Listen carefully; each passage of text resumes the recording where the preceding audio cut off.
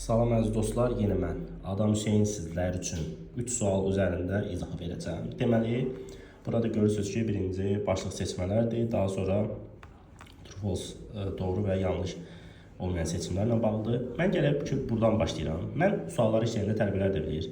Sürətli şəkildə işləməyi və çıxdaş üsulunu çox sevirəm və ən əsas məsələ isə özümə aid olan Kluber taktikasını çox sevirəm. Bu taktika mənə aid olan bir taktikadır və bunu hər bir testdə də tətbiq edirəm. Kluber taktikası nədir? Bizə qəribə gələn sözlər həmişə açar sözdür. Biz bəzən açar sözləri sırf rəqəmlərdən falan axtarırıq. Xeyr, həmişə onlar ola bilməz. Məsələn, burada deməli baxıram ki, transportdan söhbət edir, onun artımından və ümumi texnoloji nələrdənsə inkişafdan söhbət edir. Burada da verib technological developments. Baxıram ki, burada bir axtara gəlirəm. Əlbəttə ki, yuxarı hissədən başlayacaq. Burada müasir texnologiyanın olduğunu göstərir. Aha. Və burada despite verib, burada olacağı var. Deməli, nəsə bu yaxınlıqdır.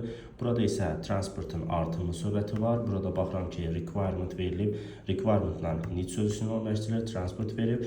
Transportun artımı, burada da continues to increase. Deməli, cavab nədir? True. Çox əla. İndi keçirik növbəti suala. Deməli, burada production costlardan söhbət edir. Burada baxırıq ki, industries hissəsi var.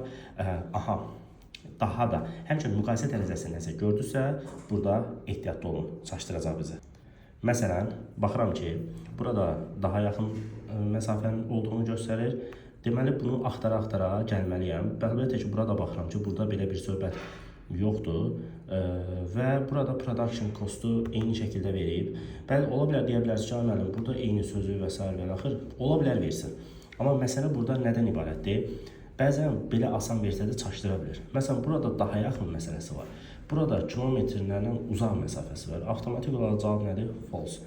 Və burada sizə bir paragraf üzərindən mən başlı seçmələri öyrədəcəm. Bütün tələbələrin ən çox qorxduğu nöqtədir. Mənim həmişə bir taktikam var. Bir və son bu cümləni oxuyursunuz. Əgər məna bağlılığı yoxdursa, o zaman keçməlisiniz orta hissəyə.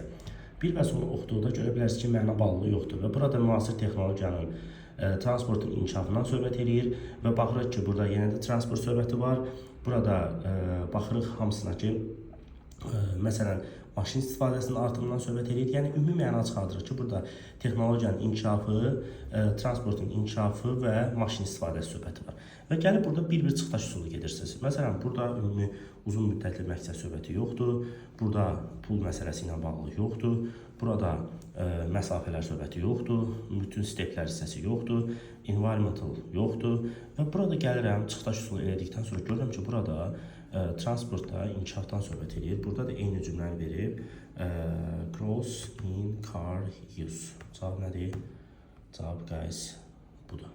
8. Yəni, çox rahat, çox asan.